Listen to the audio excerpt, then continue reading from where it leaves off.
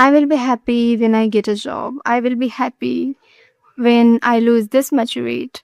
I will be happy when I finally have enough money to stop worrying, when I find the right partner, when I move to a better place, when life just works out. Tell me you have said at least one of these.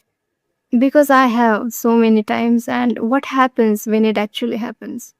You feel good for a few days and then it's gone, and you have already thinking about the next thing. So, namaskaram everyone, this is Akshada and welcome to the Random Talks. This is episode 1. So, today I want to talk about this trap, the I will be happy when trap. I just want to have an honest conversation about something I think a lot of us are doing it without even realizing it. So, even is this trap?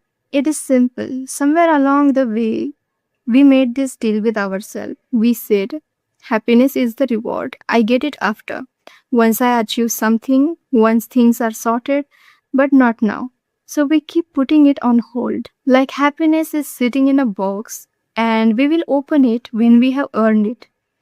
The problem is we keep changing what earning it means. Now, why do we do this? Because that is how we have been conditioned. Maybe it's the education system, maybe that's just how society is built. Everybody around us is living like that. And look at everything around us. There is always a reward for success. But nobody really cares about the boring middle part. When life is slow, nothing seems to move. And the part where nothing has happened yet, but life is still going on. So we grow up thinking happiness is a destination, a place you reach, not something you can feel right now in the middle of everything. Let me give you some real examples of how this shows up. It sounds like I will relax once works calm down, but work never calms down. And you know this. It sounds like I will feel good about myself once I look a certain way. It sounds like I will spend more time with people once I'm less busy. But you know the reality. It sounds like I will start taking care of myself once I'm earning more, but the number keeps changing. It is never quite enough. And all of this sounds very reasonable, like you are being responsible, but really you are just constantly telling yourself you don't deserve to be happy yet. And here is what that actually costs you. Your life is happening right now, not later, now. And if you are always mentally somewhere else, waiting for the next thing, you're totally missing it. Your relationships are getting a version of you that is half present. Your own life is getting someone who is always just passing through. And the really painful part, even when you do reach the goal, you don't stop and feel it. You just pick the next target because by now that is just habit, that is just how you move. And years go by like this, and one day you look back and realize you were always waiting to start heavy. So we feel good after achieving a goal, but why are we not able to sustain it? So there is this thing called arrival fallacy. It basically means you expect to feel amazing when you hit a goal, but when you actually get there, you feel good for a bit and then nothing. A certain emptiness takes over, and then you quickly find the next goal so you don't have to sit in that feeling because it is really uncomfortable. And I'm not saying there is something wrong with the goals or desires, but we keep shifting that line. We keep running, we keep chasing instead of finding a real solution. If anyone decides to sit with that emptiness long enough, it can become unbearable, but that unbearable feeling can naturally move you towards something deeper. And that's when we say the spiritual journey has started. So the real trap is not the goal chasing, it is the running from that empty feeling underneath it.